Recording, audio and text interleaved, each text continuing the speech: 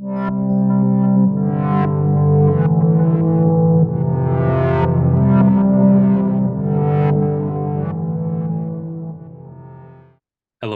I'm Breton, one of our MCAT tutors here at Inspira Advantage, where we help students get into med school and other professional programs. Today, we're going to talk about a very high-yield topic on the Psych section, how motivation works and some of the logical fallacies you need to know about. Motivation is the driving force behind our actions. It can be either extrinsic or intrinsic. Extrinsic motivation is when we are motivated by external rewards or punishments, such as money or grades. An example of extrinsic motivation is when a student studies hard to get good grades and please their parents, who have promised to give them a reward for their efforts, maybe $50 per A. Whereas intrinsic motivation is when we are motivated by internal factors, such as personal satisfaction or interest in a task. An example of intrinsic motivation is when an artist creates a painting because they enjoy the process of creating art and expressing themselves. Similar to motivation, but different, are instincts. Instincts are fixed patterns of behavior in response to stimuli. We say that these are both innate, meaning it derives from your genetics, and fixed. They're not going to change. A great example of instincts is when you have a bird. A bird sees some sticks and just knows that they are going to build a nest with it. Seeing the sticks is genetically programmed into the bird to produce a feeling of, man, I want to pick up these sticks and throw them in a circle, and then lay eggs in that circle, a nest. Next, we have arousal.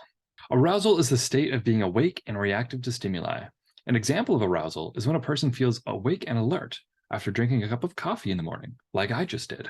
According to optimal arousal theory, optimal performance requires optimal arousal. If arousal levels are too high or too low, and performance is going to be impeded or worse.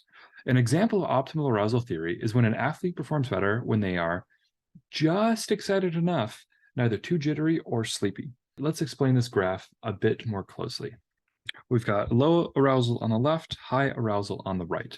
On the y-axis, we have low performance quality on the bottom and high on the right.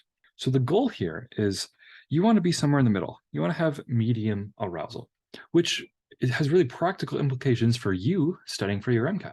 You don't want to be so comfortable with the MCAT that you take it, you say, it's just a test, it's not that important, feel apathetic or bored, because you're not going to perform that well.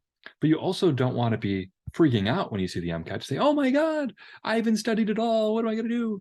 Because you're going to have high anxiety and not perform well. So you want to be somewhere in the middle.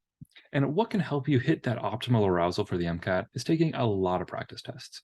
I recommend take at least 4 practice tests if you can before your real exam starts. Now let's move away from arousal into drives. Drives are internal states of tension that beget particular behaviors focused on goals.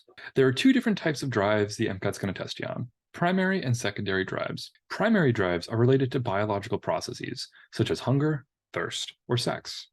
An example of primary drives is when a person feels hungry and thirsty, so they seek out food and water to alleviate those feelings. Whereas secondary drives stem from learning, such as the desire for achievement or social status. An example of secondary drives is when a person works hard to get a promotion at their job because they want to achieve a higher social status. According to drive reduction theory, motivation arises from the desire to eliminate drives, which creates an uncomfortable internal state. You're like, that doesn't feel good.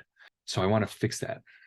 I want to do action. I want a behavior to fix my goal, to reach my goal, to get rid of this tension caused by this drive. Next, we have Maslow's hierarchy of needs. This is a theory that describes human motivation as a pyramid of needs, with physiological needs at the bottom, like air, food, shelter, sleep, reproduction, and self-actualization at the top, which is the desire to become the most a person can be, reaching your true self. The theory here is that you can't reach the next rung if the bottom level hasn't been met. So for example, if you are starving and thirsty, you can never find love. Likewise, if you haven't found love, you will never respect yourself, nor will you be able to self-actualize. Next up, we have a nebulous theory that a lot of students struggle with on the MCAT, self-determination theory. Really, we can break it down into, it emphasizes 3 universal needs: autonomy, competency, and relatedness.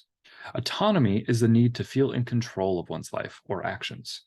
Competence is the need to feel effective in one's pursuits, and relatedness is the need to feel connected to others.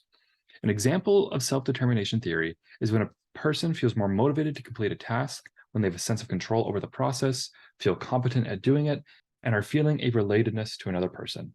Maybe they like their boss, they feel like they're helping out a friend, they're helping out a community they feel a part of.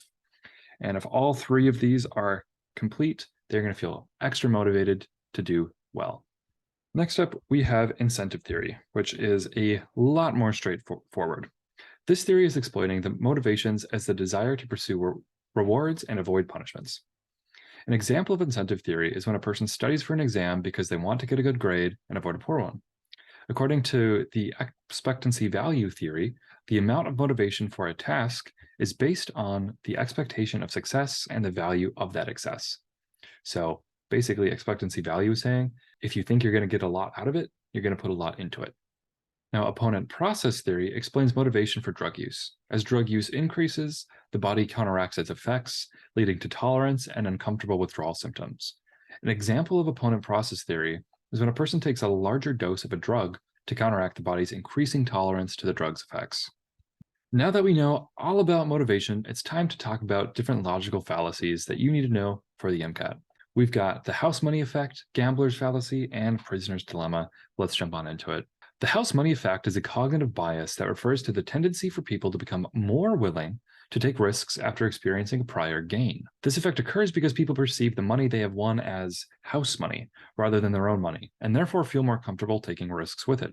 An example of the house money effect is when a person who has won a significant amount of money at a casino becomes more willing to take bigger risks with the winnings, such as placing larger bets or playing games with higher stakes. Next, we have gambler's fallacy, which is another bias that involves the belief that if something happens more frequently than normal, it will happen less frequently in the future, or vice versa. This fallacy is commonly observed in gambling situations, where people may believe that a particular outcome is due because it has not occurred in a while. An example of gambler's fallacy is when a person playing roulette believes that a number is due because several red numbers have already come up. Or if you flip a quarter 7 times in a row, and each time it's heads, you think that it's due for a tails. And really, it's a 50-50 chance each time.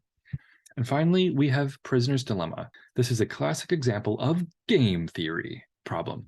Next up, we have prisoner's dilemma, which is a classic example of a game theory problem that involves two players who must choose between cooperation and self-interest.